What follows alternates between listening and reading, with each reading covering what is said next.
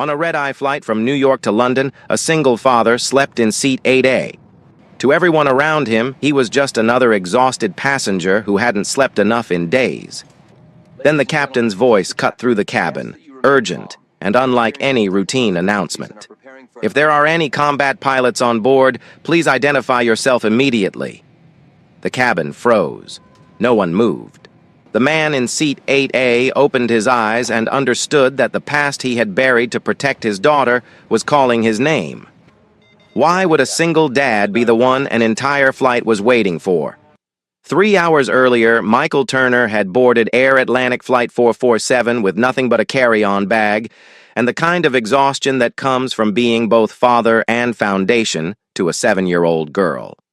He found seat 8A without looking at anyone, slid into the aisle seat, and let his head fall back against the headrest. The young man beside him wore headphones and didn't look up. That suited Michael fine. He wasn't looking for conversation. He was looking for sleep. The flight attendants moved through their safety demonstration while Michael closed his eyes. He had made this trip twice a year since taking the software engineering job in Portland, flying to New York for client meetings he could have handled over video calls. But the company insisted on FaceTime, and Michael needed the paycheck more than he needed to argue. So he took the red eyes, slept when he could, and got home to Maya as fast as possible. Sleep came quickly. The hum of the engines became white noise and the cabin lights dimmed, and Michael Turner disappeared into dreams he would rather not have. In the dream, he was back in the cockpit of an F-16. The sky around him dark except for the glow of his instruments. His call sign crackled through the headset. Falcon. They had given him that name during his second year of flight school, back when he still believed he would do this forever. He had worked twice as hard to earn his wings a black pilot in a world where faces like his were still too rare in the cockpit. The stick felt right in his hands the way it always had, like an extension of his own body. Then Maya's voice cut through the radio static, small and worried. "Daddy, are you coming home?" The cockpit dissolved. He was standing in their living room in Portland, still wearing his flight suit, and Maya stood in the doorway in her pajamas. She was 4 years old in this memory. It was the night he had told her he was leaving the Air Force. "I'm coming home, sweetheart," he had said, "and I'm staying home." Maya had looked at him with those wide, serious eyes. "Promise. I promise." He woke to the sound of the captain's voice, not the calm, rehearsed tone of standard announcements. This was clipped tight, the kind of voice that makes people sit up straighter. "Ladies and gentlemen, this is Captain Williams. We are experiencing a technical situation that requires immediate attention. If there are any military pilots on board, particularly fighter pilots with experience in manual flight under extreme conditions, please identify yourself to a flight attendant immediately." Around him, passengers were looking at each other, murmuring. The young man next to him pulled off his headphones and leaned toward the aisle, craning to see if anyone was standing. No one was. The murmurs grew louder. Someone 3 rows back said, "What kind of technical situation?" Michael sat very still. He knew what that announcement meant. He had heard enough emergency calls in his 12 years of service to recognize the controlled panic underneath the captain's words. This was not a drill. This was the kind of request you only make when something has gone very, very wrong. His first thought was Maya. She was home with Mrs. Patterson, the neighbor who watched her when he traveled. She would be asleep by now, her braids spread across the pillow, her nightlight casting soft shadows on the wall, her stuffed rabbit tucked under one arm. If this plane went down, she would wake up tomorrow and find out her father was gone. His second thought was that he could help. 12 years flying F-16s, hundreds of hours in conditions that would ground commercial pilots. He had landed on aircraft carriers in storms, navigated equipment failures at 30,000 FT, brought damaged birds home when everyone on the radio told him to eject. He was trained for chaos. His third thought was the promise, the one he had made to Maya the day he hung up his uniform. No more risks, no more deployments, no more nights when she had to wonder if he was coming home. He had walked away from all of that to be the father she needed. Steady presence safe. But if he did nothing now, there would be no coming home at all. The cabin was getting louder. A woman in the row ahead was crying softly. A man's voice rose above the others, demanding to know what was happening.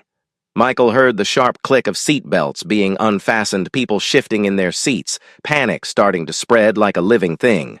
A flight attendant appeared at the front of the cabin. She was tall, maybe in her early 40s, with dark hair pulled back in a tight bun, and the kind of calm, professional expression that comes from years of handling turbulence and crying babies and drunk passengers. Her name tag read Nicole. "Please remain calm and stay in your seats," Nicole said. Her tone was firm, but not unkind. "We are following all safety protocols. If anyone has military flight experience, please make yourself known now." She moved down the aisle slowly, making eye contact with passengers waiting. Michael watched her. She stopped at row 5, row 6, row 7. When she reached row 8, her gaze landed on him. For a moment, they just looked at each other. Then she moved on. In his mind, he saw two images side by side. Maya, asleep in her bed. Maya at a funeral too young to understand why her father was never coming back. He stood up. Nicole turned immediately. The passengers nearby went quiet, watching. Michael stepped into the aisle and moved toward her. "I was a fighter pilot," he said quietly. "F-16's 12 years. Nicole's gaze swept over him. He knew what she was seeing. A tall black man in a wrinkled hoodie and jeans, unshaven, dark circles under his eyes. No uniform, no credentials, nothing to prove he was anything other than a tired passenger who maybe watched too many movies. "You're saying you're military?" she asked, her tone neutral. "I was," Michael said. "I retired 3 years ago. Do you have any identification? Anything that proves your service?" Michael shook his head. "I didn't bring my military ID. I haven't carried it since I got out. Sir, I need you to understand something. If you're not who you say you are, if you're panicking or confused or trying to help in a way that makes things worse, people could die. Do you understand that?" "I do," Michael said. "And I'm telling you the truth. I flew F-16s for 12 years. I know what I'm doing." Before Nicole could respond, a voice came from behind Michael. "Let me talk to him." A man stood up from seat 9C, broad-shouldered and gray-haired, with the kind of posture that never fully leaves someone who spent time in uniform. "I'm Robert Hayes," the man said. "Former Army, did some joint ops with Air Force pilots back in the day." He crossed his arms. "If you're legit, you'll be able to answer a few questions." Robert didn't waste time. "What fighter did you fly, F-16 Viper? How many flight hours? Just over 2,000. What squadron? 56 Fighter Wing Luke, Air Force Base. Tell me 3 emergency procedures for hydraulic failure." Michael's answer came without hesitation. "Activate the emergency power unit. Switch to manual reversion mode. If both systems fail, use differential thrust from the engines to maintain directional control." Robert studied him for a long moment. Then he turned to Nicole. "He knows what he's talking about. That's not something you learned from Google." Nicole looked between them, weighing risk against risk, doubt against desperation. Finally, she nodded once, sharp and decisive. "Come with me," she said. Michael followed her toward the front of the plane. The other passengers watched in silence. He heard whispers starting up behind him, speculation and fear blending together. Someone asked if he was really a pilot. A child's voice asked, "Mommy, is the plane going to crash?" As they approached the cockpit door, Nicole stopped and turned to face him. "I'm taking you up there because we don't have another option," she said quietly. "But if you do anything, and I mean anything, that puts this flight in more danger, I will remove you myself." "Understood." "Understood," Michael said. Nicole knocked twice on the cockpit door, then pressed the intercom. "It's Nicole. I'm bringing someone in." The door unlocked with a soft click. Nicole pushed it open and stepped inside. Michael followed. The cockpit was small, cramped, lit by the glow of dozens of instruments and screens. Captain Williams sat in the left seat, slumped slightly to one side, his face pale and sheened with sweat. A woman in a white coat knelt beside him, checking his pulse. "Dr. Angela Mitchell," she said quickly. "He's had a stroke. Mild, I think, but he can't fly." In the right seat, First Officer Jenkins gripped the controls with both hands. He was younger than Michael had expected, maybe late 20s, and his knuckles were white against the yoke. When he glanced back, Michael saw fear in his expression, poorly hidden. "Who's this?" Jenkins asked. He says he's a fighter pilot, Nicole said. Former Air Force. Jenkins's gaze snapped to Michael. Can you fly this? Michael stepped closer, already scanning the instrument panel. Warning lights blinked in a pattern he recognized. The autopilot display showed a red X. The hydraulic pressure gauges were dropping. He could feel the slight yaw in the plane's attitude, the way Jenkins was compensating with manual inputs. Your fly-by-wire system failed, Michael said. You're in manual reversion mode. Jenkins's eyes widened. How did you know that bank angle is 23° off-center? Airspeed is down 8 knots from optimal. You're correcting by hand. Michael looked at the hydraulic indicators. And you're losing pressure in both systems. How long has it been like this? About 10 minutes, Jenkins said, his voice cracked slightly. I've got maybe 800 flight hours total. I've never dealt with anything like this. Michael moved to stand between the two seats, reading the situation the way he had been trained to read combat scenarios. Fast, clinical, without emotion. You're doing fine, he said, but you're going to need help. How much fuel do you have? Jenkins checked the gauge. Enough to make London. Barely. Michael shook his head. You won't make London. Not with hydraulic failure. You need to divert to the nearest airport with emergency services. Shannon, Jenkins said immediately. Shannon Airport in Ireland. It's about 200 miles out. That's your best option, Michael said, but you're going to need to let me help you get there. Nicole stepped forward. You're sure you can do this? Michael turned to look at her. For the first time since waking up, he felt the fear loosen its grip just slightly. Not because the situation was less dangerous, but because he knew this feeling. He had lived in this space before where everything came down to training and instinct and the willingness to trust yourself when there was no other choice. I can do this, he said. Nicole held his gaze for 3 long seconds. Then she stepped back. Do it. Michael moved to the jump seat behind Jenkins and sat down. Through the windscreen, he could see nothing but darkness and the faint glow of stars. Somewhere far below the Atlantic Ocean, stretched out in all directions, black and endless.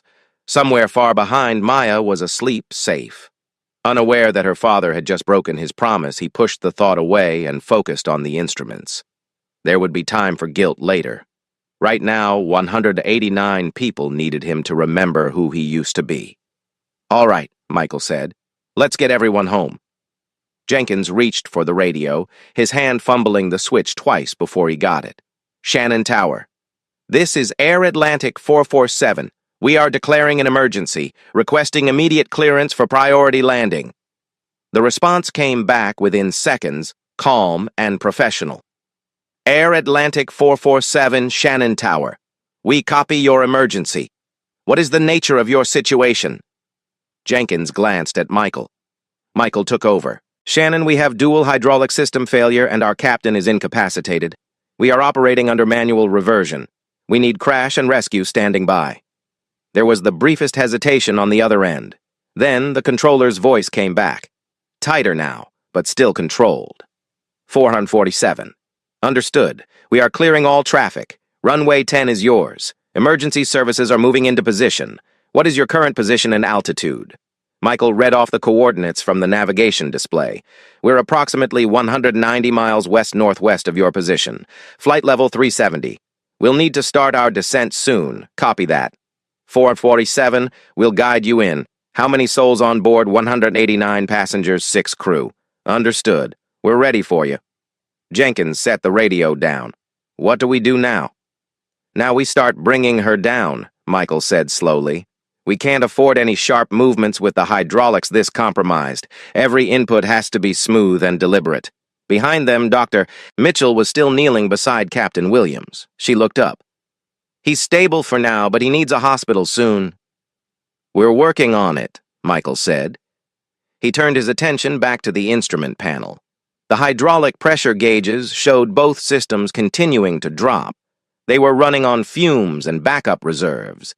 He did the math in his head. Based on the current rate of decline, they had maybe 35 to 40 minutes before total system failure. Nicole appeared in the doorway. The passengers are getting restless. They want to know what's happening. Tell them the truth, Michael said without looking away from the instruments.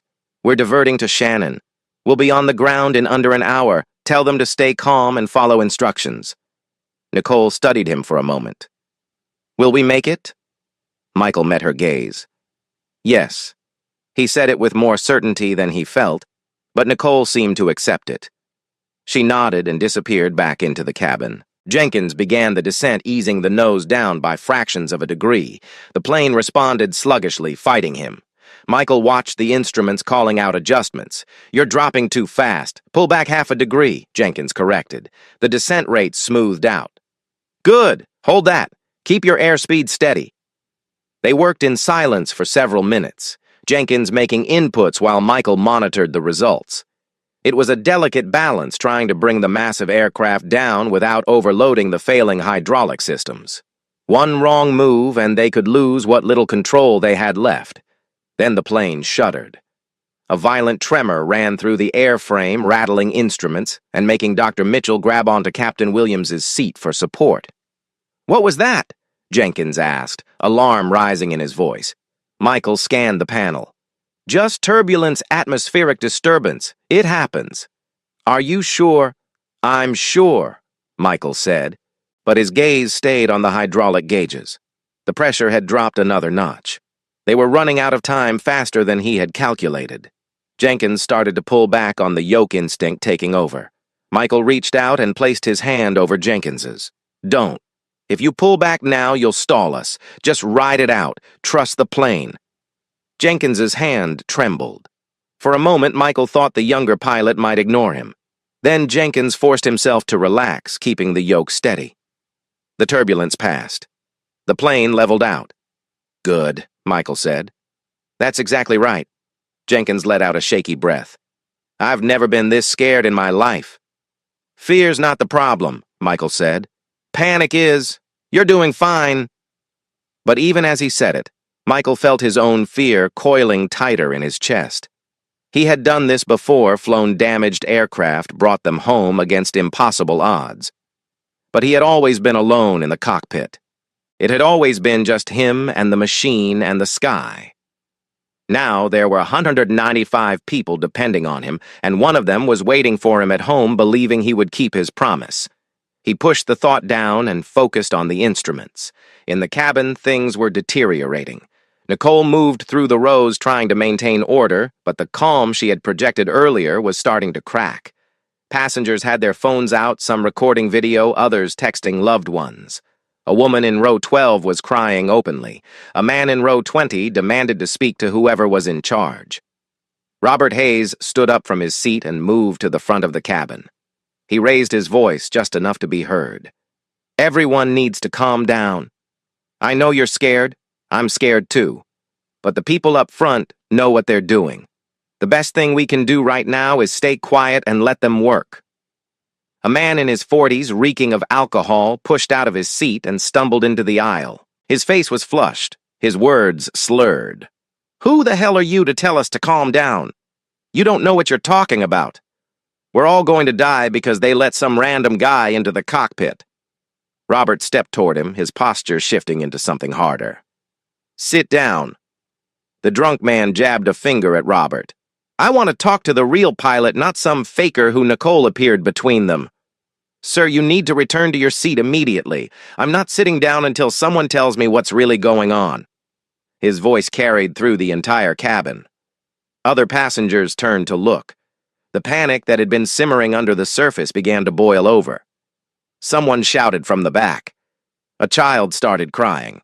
Dr. Mitchell appeared from the cockpit, her medical training giving her automatic authority. She moved to the drunk man and spoke in a calm, clinical tone. Sir, I'm a doctor. I've just examined the captain. He's had a stroke and cannot fly this aircraft. The man helping us right now is a trained military pilot. If you continue to cause a disturbance, you are putting everyone on this plane in greater danger. Do you understand? The drunk man stared at her, his mouth working soundlessly. Then he sank back into his seat, his bravado deflating. Dr. Mitchell looked around the cabin, making eye contact with as many passengers as she could. I know you're frightened, she said clearly, but we have someone up there who knows what he's doing. The best thing you can do for yourselves and for each other is stay calm and follow instructions. We are going to get through this.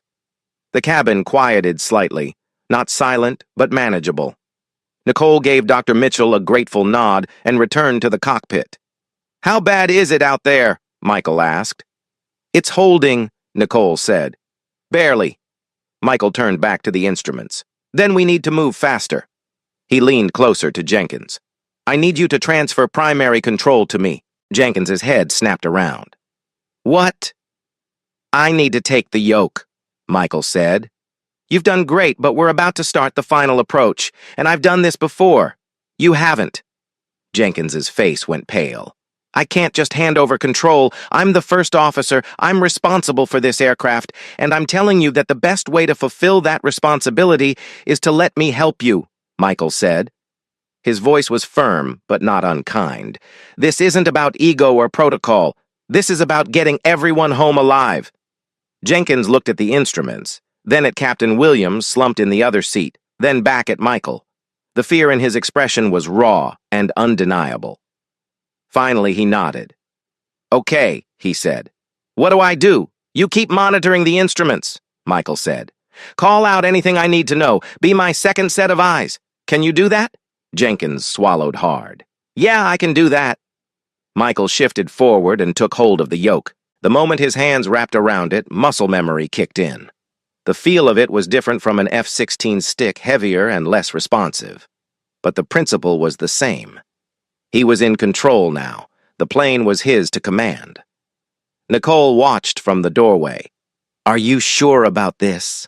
Michael didn't look at her. His focus was on the horizon, on the instruments, on the slow crawl of numbers that would tell him whether they lived or died. "I'm sure." He eased the yoke forward, adjusting the descent angle. The plane responded sluggish but obedient. He felt the resistance in the controls, the way the hydraulics were fighting him, barely holding together. Shannon Tower came back on the radio. "Fort 47, you are 70 miles out. Begin your descent to flight level 25 at 50. Winds are light, visibility is good. You'll have a clear approach." Michael keyed the mic. "Copy, Shannon. Descending to 25 at 50. He brought the nose down another degree. The altimeter began to unwind. 37,000 to F-10, $36,000.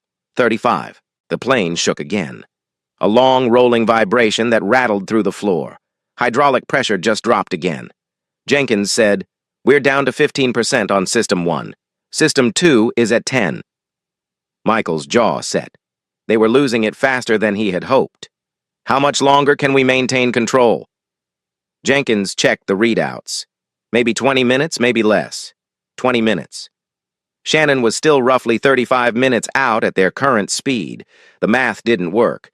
Michael's mind raced, calculating alternatives, running through scenarios. They could increase their descent rate, get down faster, but that would put more strain on the hydraulics. There was no good option, only less bad ones. Michael made his choice. "We're going to have to come in faster and steeper than normal. It's going to be rough, but it's the only way." Jenkins's voice cracked. "How rough?" "Rough enough that everyone needs to be strapped in tight."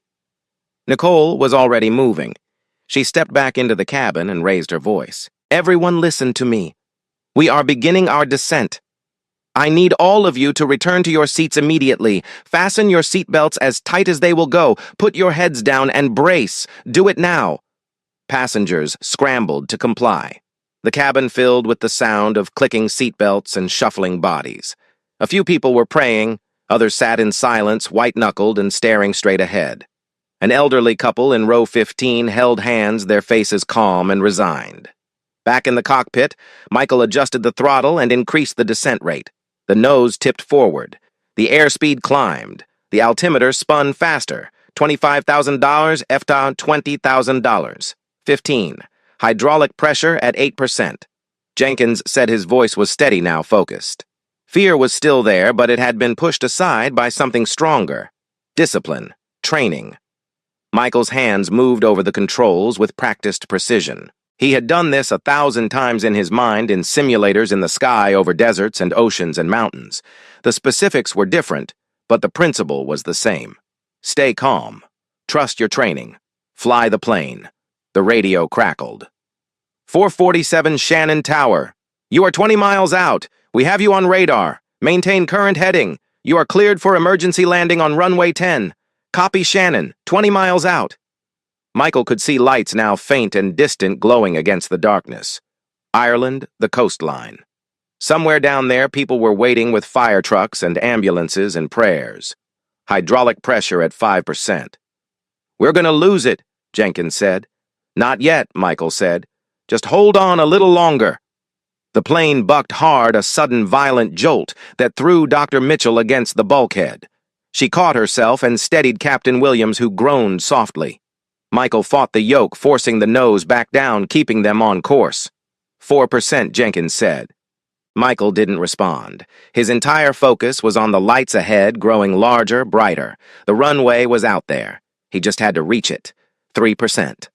The plane was shaking now, a continuous tremor that rattled teeth and blurred vision.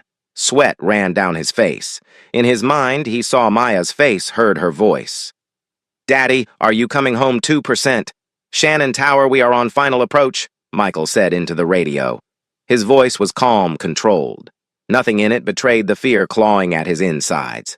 Copy. 447. You are cleared to land. Emergency services are standing by. Michael could see the runway now, a long strip of lights cutting through the darkness. It looked impossibly small, impossibly far away. He adjusted the descent angle, felt the plane resist, forced it down. Anyway. 1%, Jenkins said quietly. I know, Michael said. The runway rushed up to meet them. 500 FT, 400, 300. The plane was screaming. Every rivet and bolt and weld straining against forces it was never designed to handle. 200 FOT.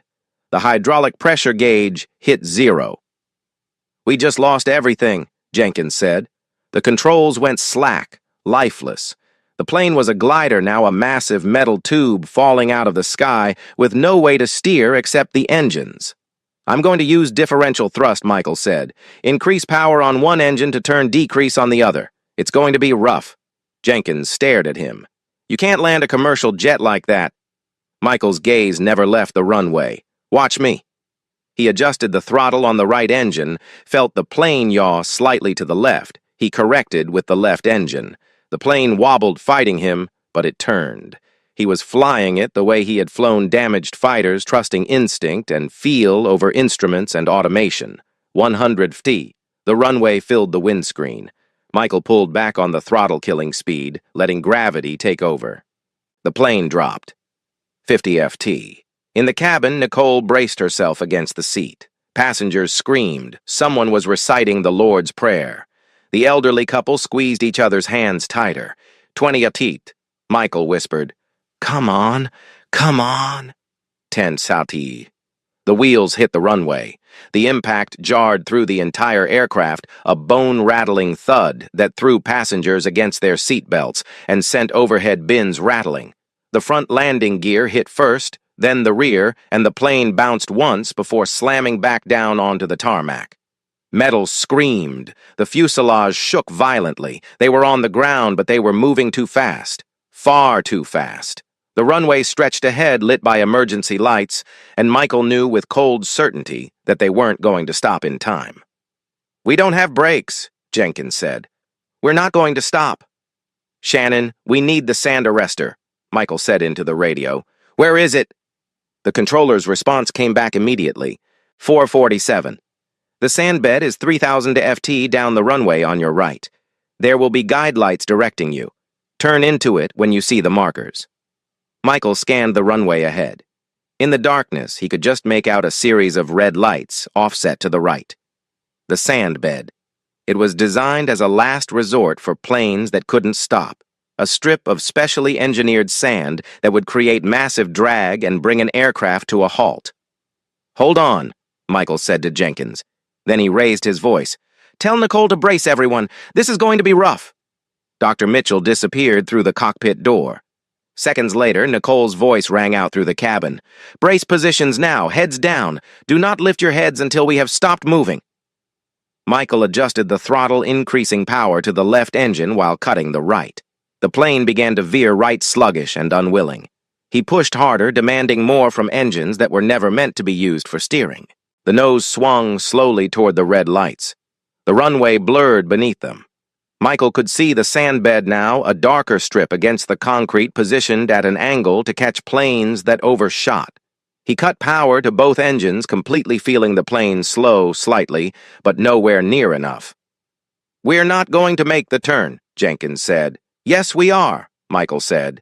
He maxed out the left engine one more time, felt the plane shudder and twist. The nose came around, pointing directly at the sandbed. Then he killed the engines entirely and let physics take over. The front wheels hit the sand and the world exploded into noise. The deceleration was instant and brutal, like hitting a wall made of concrete. The plane lurched forward, throwing everyone against their restraints. In the cabin, passengers screamed. Metal groaned. Michael braced himself against the instrument panel as the cockpit pitched forward. Beside him, Jenkins was thrown against his harness, gasping. The plane skewed sideways, the fuselage twisting as the sand grabbed unevenly at the wheels. For one terrible moment, Michael thought they were going to flip. Then the resistance evened out, and the plane straightened. They slowed, slower, slower, and then they stopped. The silence was deafening for several seconds. No one moved. No one spoke. Michael's hands were still locked on the yoke knuckles' white tendons standing out like cables. He forced himself to breathe, to let go, to look around. Jenkins was staring straight ahead, his face bloodless. "We're down," he said, as if he couldn't quite believe it. "We're actually down." Michael leaned back in the jump seat. His entire body was shaking. Adrenaline dumped through his system, leaving him weak and hollow. Behind him, Dr. Mitchell let out a long breath. "That was the single most terrifying experience of my life." Michael turned to look at her. "How's the captain?" She checked Captain Williams's pulse, his breathing. "Still stable. He needs a hospital, but he's going to be okay." Through the cockpit door, Michael could hear the cabin erupting. People were crying, shouting, laughing. The sound was chaotic and joyful and relieved all at once. Jenkins unbuckled his harness with trembling hands. He turned to Michael. "You just saved 195 lives." Michael shook his head. "We saved them. You kept us in the air when it mattered." Jenkins reached out and gripped Michael's shoulder. "Thank you." The cockpit door opened fully and Nicole stepped inside. Her professional composure had cracked. Tears streaked her face, though her expression remained controlled. She looked at Michael for a long moment, then nodded once. "You did it," she said quietly. Michael stood up on legs that felt like water. "We all did." Outside the windows, emergency vehicles were converging on the plane, their lights painting the darkness in flashes of red and white. Firefighters in protective gear surrounded the aircraft. Paramedics wheeled gurneys across the tarmac. The rear door opened, and the emergency slides deployed with a hiss of compressed air. Nicole moved back into the cabin to begin the evacuation. Michael followed her. Passengers were standing now, gathering their belongings, helping each other toward the exits. Many were still crying. Some were on their phones calling loved ones. Dr. Mitchell went to Captain Williams, coordinating with the paramedics who had boarded to stabilize him for transport. Robert Hayes stood near the front, directing traffic, making sure the elderly and families with children got out first. When he saw Michael, he crossed the aisle and extended his hand. "Hell of a job," Robert said. "I mean that." Michael shook his hand. "Thanks for backing me up." Robert smiled grimly. "I'm a journalist. I'm going to write about this." "Fair warning. Leave my name out of it," Michael said. Robert studied him. "Too late for that, friend. The whole internet already knows who you are." Michael moved past Robert toward the exit, but passengers kept stopping him. A young mother with a baby pressed his hand and whispered, "Thank you." An older man clapped him on the shoulder and said, "You're a hero, son." The elderly couple smiled at him through their tears. "We're going to see our grandson," the woman said, "because of you." Michael felt something break inside his chest. He nodded, unable to speak, and kept moving. The drunk man from earlier was slumped in his seat, sober now, and pale. When Michael passed, the man looked up. "I'm sorry," he said, "for what I said. I was scared." Michael stopped. "It's okay." We all were. At the exit, Nicole stood by the door, helping people onto the slide. When she saw Michael approaching, she stepped aside. "You should go first." Michael shook his head. You're the senior crew. This is your plane. Nicole's expression softened. Not anymore, it's not. She gestured for him to go. Michael stepped to the doorway and looked down at the slide, the ground below the emergency workers waiting. Then he sat down and pushed off. The slide was fast and steep. He hit the ground and stumbled, caught himself, and walked away from the plane. The night air was cold and damp, tasting of ocean salt and jet fuel. He kept walking until he was clear of the emergency vehicles, then stopped and turned to look back. The plane sat half-buried in the sandbed, listing slightly to one side, its engines silent and dark. Debris was scattered around it. Emergency crews swarmed over it, and down the slides came passengers, one after another, stumbling onto Irish soil and into the arms of waiting medics. Michael watched them and thought about Maya, about the promise he had made, and broken about the person he had tried to stop being, and the person he had just become again, if only for a few hours. A voice behind him said, "You look like you could use a minute." He turned. Nicole stood a few feet away, her arms wrapped around herself against the cold. The professional mask was completely gone now. She looked exhausted and raw and human. "Are you okay?" she asked. Michael wasn't sure how to answer that. "I don't know." Nicole moved to stand beside him, both of them watching the evacuation continue. After a moment, she spoke again. "I didn't trust you. Not at first. Even after Robert vouched for you, even after you answered all the questions correctly, I thought you might be lying or delusional or dangerous." "I know," Michael said. "But you weren't. You were exactly who you said you were." She turned to look at him.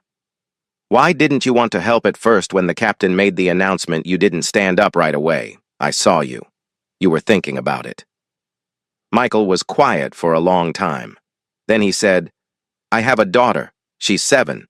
Her name is Maya. She's got her mother's eyes and my stubbornness. 3 years ago, I promised her I was done flying, done taking risks, that I would always come home." Nicole nodded slowly. "But you stood up anyway. Because if I didn't, I wouldn't have been coming home at all." Michael looked down at his hands. They had stopped shaking. "I spent 12 years flying missions where every takeoff could have been the last time I saw my kid. I walked away from that because I didn't want her growing up afraid every time I left the house. And tonight I did the one thing I swore